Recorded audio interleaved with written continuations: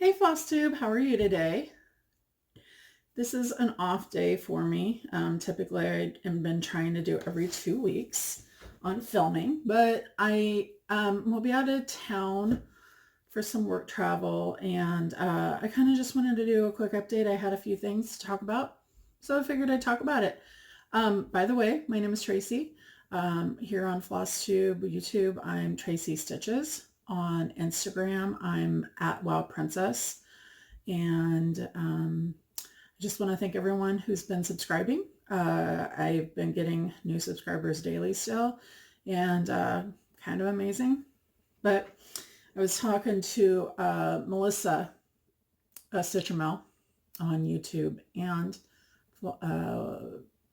Instagram, and kind of the whole community is very interesting and very welcoming and very friendly.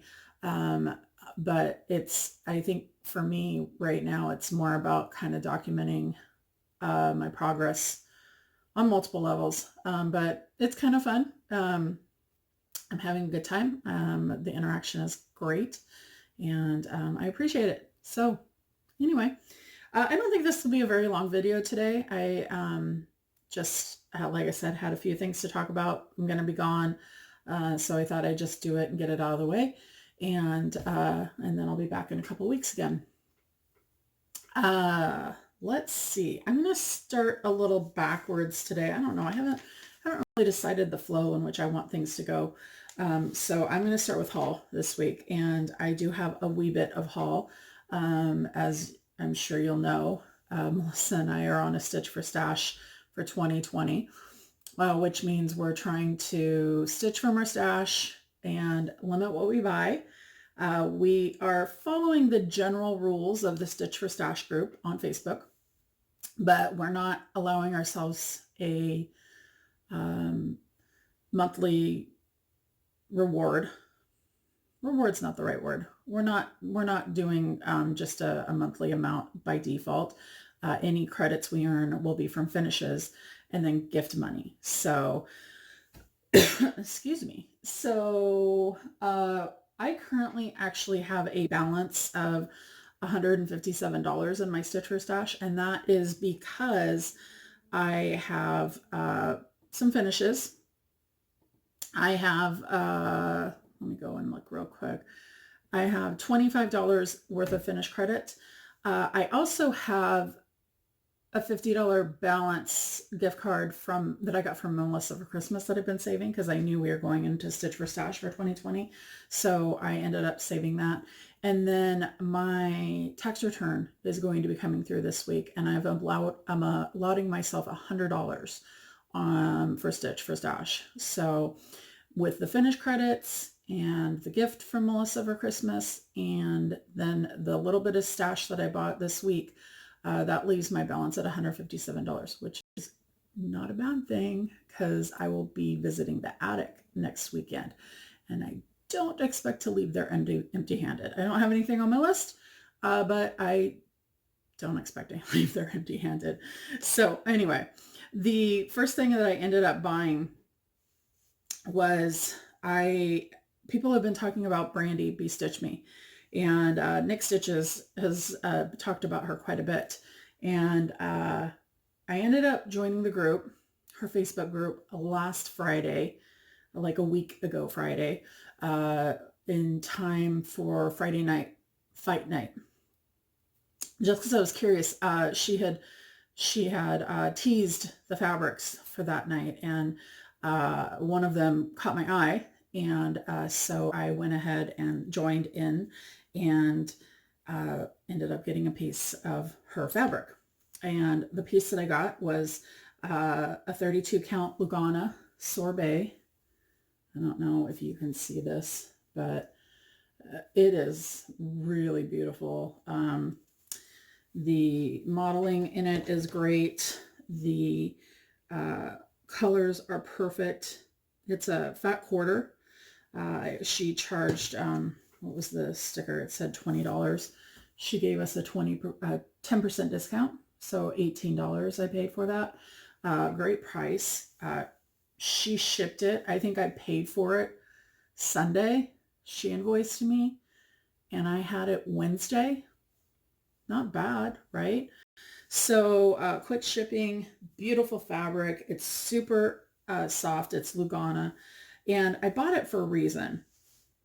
I bought it because I have Touching the Autumn Sky by Mirabilia, or is it Nora? Either way. I have that fully kitted.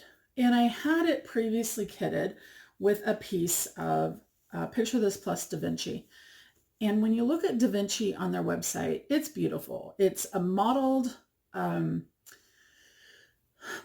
of purples and pinks and peaches and yellows. And that's the color tone that I wanted for Touching the Autumn Sky. I wanted it to be very sunsetty. And so it was perfect. I was so happy with it. Through the viewer, the cross stitch viewer, I was able to overlay Touching the Autumn Sky onto it. It looked exactly the way I wanted it. Perfect. And of course I know that hand dyed fabric is going to come different no matter what. You know, it's never going to look the exact same as the example.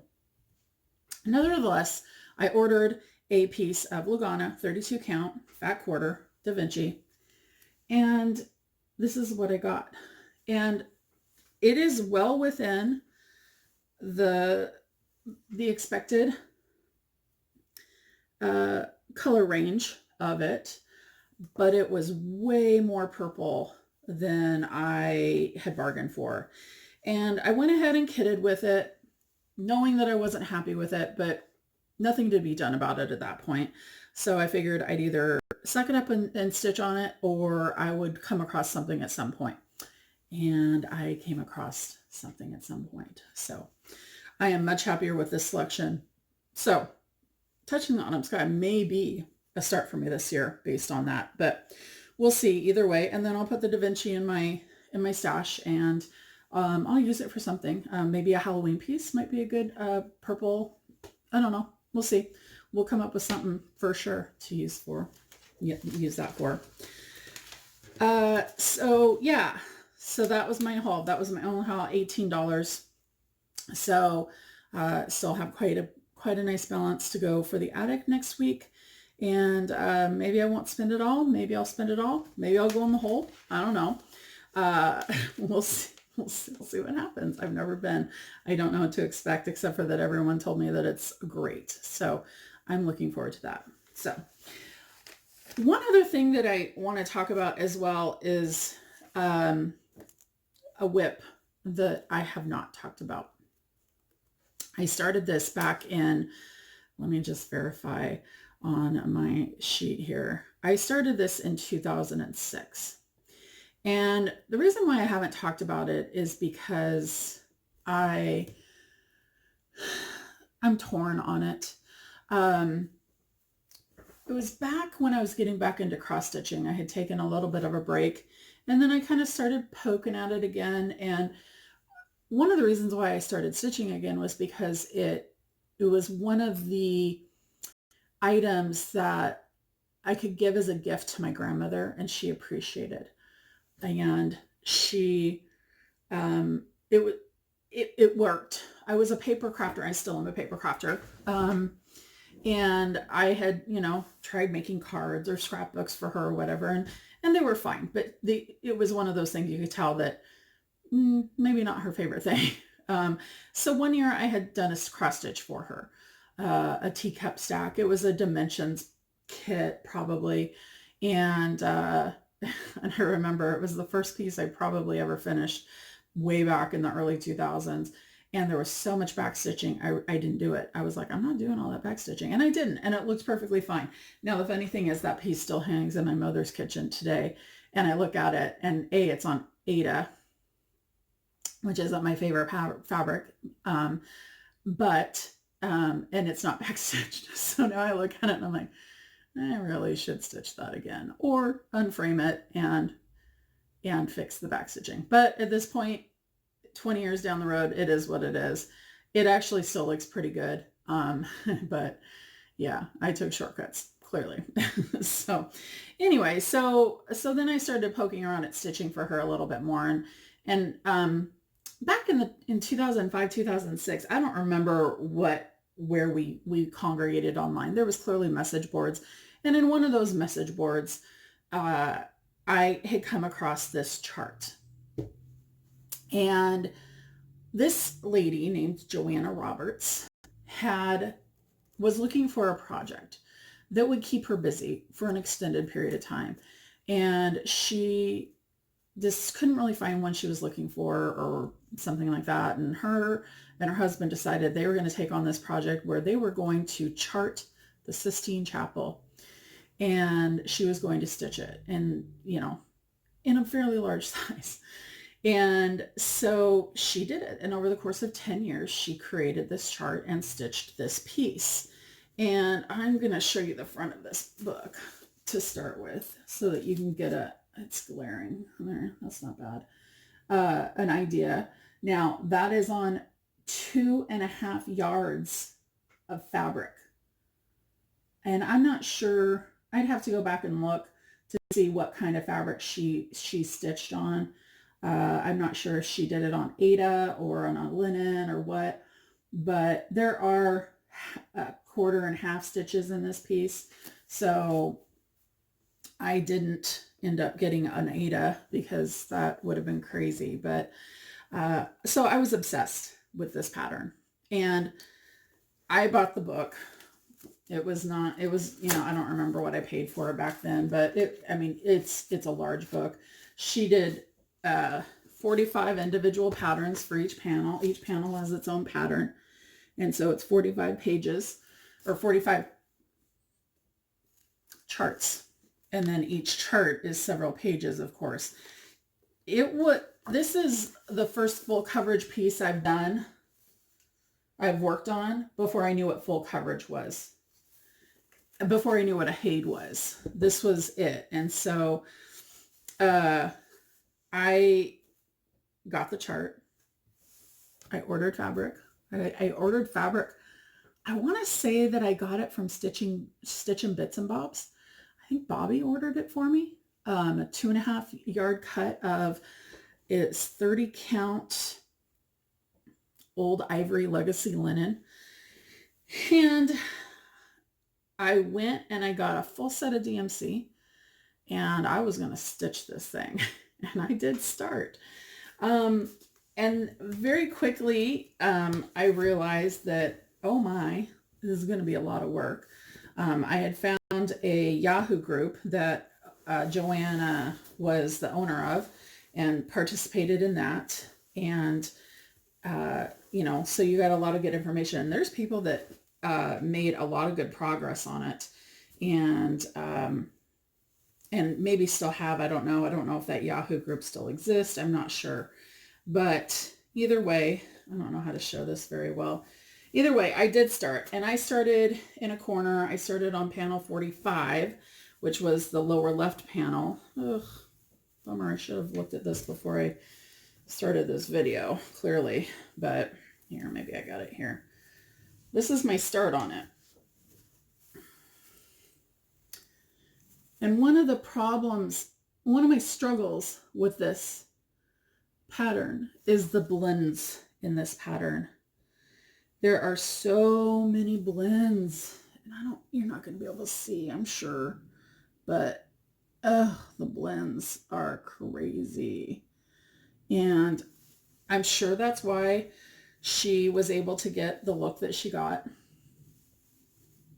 It's just a lot. So I haven't stitched on this in several years.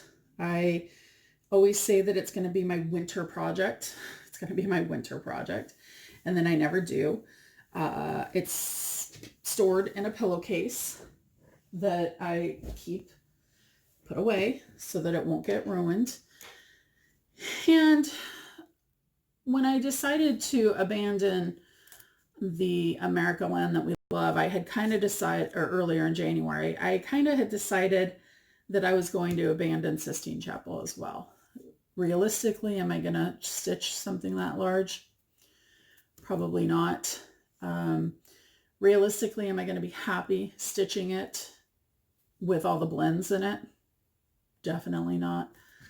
And so I had moved it to an abandoned tab that I have in my spreadsheet that I keep.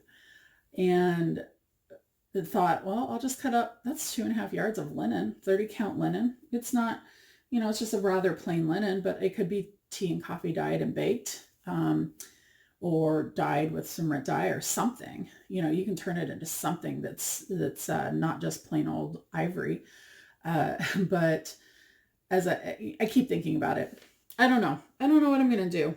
I know that I am not going to cut it up yet. I probably won't stitch it, but I kind of like having the book to look at. It's crazy. It's amazing that somebody would take the time to do a pattern like this and basically make it up on our own, and that it came out so beautifully. But yeah, so that's my UFO that I haven't talked about, and that's why I haven't talked about it. It'll probably go back in the cupboard for now until I really decide that I'm done with it and move on from it. But I don't know that I'm ready to do that yet, which is silly because I haven't stitched on it in well over 10 years. But it's one of those pieces that just keeps nagging at me a little bit in the back of my head, and I don't know that I'm willing to move on. I don't know. We'll see. It's kind of crazy, but that's where I'm at. Okay, let's move on to whips. So at the end of last week, or in last week's video, I said that I was aiming for a finish this week between one of two pieces, Garden Party or ABC Halloween. And I had been working on ABC Halloween, and so I kind of thought that's going to be the piece that I end up finishing. Well, I didn't finish either one of them, which is a shame, but I did come close. All this week for Magical Stitches, I worked on one piece for the whole thing.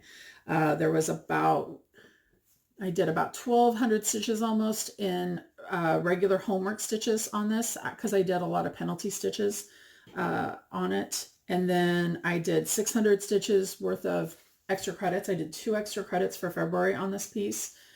And then I put over 800 stitches. No, that's not true. I put almost 1,300 stitches so far into Cinderella's Castle as well. So at this point, as of right now, since Monday, I have put like almost 3,200 stitches in on this, and I'm still not done. I'm close. I am so close, but I had to go to bed last night, and I don't even want to tell you what time I went to bed last night. I went to bed this morning. Let's just be real honest about what happened. But I was so close. And I talked to Melissa last night, and we had she helped me with a plan. And this was going to be, I was going to take it with me and finish it on the road, because there was only a couple colors I would have to take, and it'd be easy. It'd be less stressful. Well, then I figured out that almost all the colors were in the last piece that I was going to have to stitch, which was defeating the purpose. So I ended up just keeping working on it last night. I worked on Satsuma Street Garden Party. Now, before I started on it on Monday, I was down here. I was right here. I had barely started this flower, and that's where I was at. So I did all of this, worked my way around all the way, did the butterfly. That flower was done, but the little doohickeys right there weren't. Filled in all the doodads. And then last night when I was making a plan with Melissa, it was because I didn't have the sun filled in, which was still 700 to 800 stitches worth of work. It was crazy. So I ended up deciding I'm going to do all the rays. I'm going to do all of the rays, because that's where all the color changes came into place. And so now I literally only have the middle part of the sun, which is going to be this purple color right here above the eye. That's all I have left. But that is still 200 to 300 stitches of stitching left to do. So yeah, that's what I worked on this week, and I am going to finish this today. And that is going to give me somewhere between $11 and $12 worth of stitching credit as well. So that'll be a win. But this is all I worked on this week. Oh, it's so beautiful. Look, I love the colors. I love the detail in the back stitching. I love all the little doodads in the middle. Ugh, so cute. Anyway, I'm going to finish that sun today, and then this is going to be done.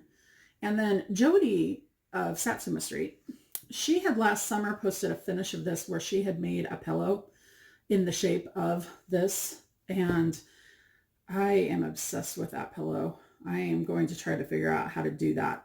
I don't know if I can, but I'm going to try. I may have to have my mom help me, please. But anyway. Okay, so that's what I worked on this week. And that is what I'm going to work on today when I start stitching again. And that will be done today. And I will be moving on from it. Now, that means that I did not do anything else. And I feel like I'm behind on other things. So my plans moving forward from that piece, my next stop is going to be Suffrage Act. Because if you'll remember, I'm so close to a finish on this one as well. I just have that top banner to do, the top red row of stitches and the top banner that says Suffrage Act proclaimed. So that'll be what I move on to today.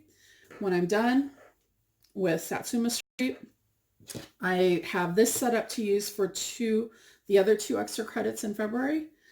And then the rest of the stitches will, I actually think that there's a homework assignment for next week in Magical Stitches that this will fit under. I think it's a 300 stitch homework. And so I actually think that I may save the last set of stitches for the homework tomorrow. So I won't finish this today. I wouldn't have probably anyway, but this will be a finish for this week. And this will be another probably $11 or $12 finish as well. So I should have 2 finishes pretty quickly. And by the way, the garden party one is part of is one of my Stitch 6s for 2020 that Melissa and I are doing. So yeah, so that's going to be one of my Stitch 6s, which is great because it'll be my first Stitch 6 finish. So I hadn't had any of those yet, so that'll be good. So once I get Suffrage Act done, then I'm going to move on to the Temperature Tree by Stitchin' Mommy. I still have not come even close. I showed you last week where I was, and I made 0 progress on it. So what you saw last week is where I am this week with a piddly, silly little amount of stitches. So my goal is to get going on that so I can move on. That's a 32 count Platinum Lugana, by the way, that I'm working on that. And then I'm using one of her called for temperature ranges, although I did make it a little bit bigger. I'm adding about 4 or 5 colors into the range to kind of cover what the possibilities are in my area. None of the ranges that she had quite fit everything, every possibility where I live. So I just kind of made it a little bit bigger. And then the last thing that I'm going to move on to is the February chart that's in the dark red for the Linen and Threads Mystery Sampler 2020. I have not started that yet. I am doing this on a 36 count Winter Moon with Threadworx Mint Chocolate Syrup threads. I'm doing this 1/2. And I am obsessed with this. So watching everybody stitch on this week has been killing me because I have not been able to move on to that yet. So this is on the docket for this week too. And that's it. That's my plans for the week. Magical Stitches homework did come out last night. I foresee a lot of penalty stitches in my future this week, which is fine because if I'm working on something that I like, I don't mind doing all the stitches. I'm going to do the stitches anyway. So yeah, so no big deal. Excuse me. And then last but not least, I mentioned last week that I had another previous finish that I could show you guys. This particular one was another one that I did for my grandmother. I did this in, let's see. I started it in January of 2013 and finished it in November of 2013. So I would have given it to her as a gift in 2013. And she, I rarely framed gifts to her. I would usually just give them to her as was, and she would take them and get them framed as she wanted. She did not have any issues spending money on framing and matting and all of that. And so I let her go to town on whatever she wanted to do. So this particular piece is Papillon Creations. It's love with a capital L. I loved this chart the first time I saw it, and not being a religious person, I didn't realize that this was from the Bible. I didn't realize it was from Corinthians. I just loved it. I just loved the saying. I just loved the verse. And then somewhere along the line, I learned that it was from 1 Corinthians. And then my grandmother got remarried, and this was one of the verses that was spoken at her wedding. And I ended up buying 2 colorways for this chart. The one that you're going to see, and then I bought one that's more of a pink colorway. And I bought the threads from Vicki Clayton when she was still dyeing silks. And so this particular piece that I did for my grandmother, I just did the big L in the Vicki Clayton variegated silk, and then I did a DMC blue and green that matched. The other colorway I have is more of a pink colorway, and I was going to do that for myself. And it's all in Vicki Clayton silks. It's got a variegation for the L, and then a couple other colors for the rest of the words. But I have never done it again. It was a lot of work. I did it on 40 count. I did it on 40 count Lakeside Linen. I did it 1/2. I love the way that it ended up. And I actually, now that my grandmother's passed away, I've ended up back with this. Now, I will say that I'm not a fan of how she framed it.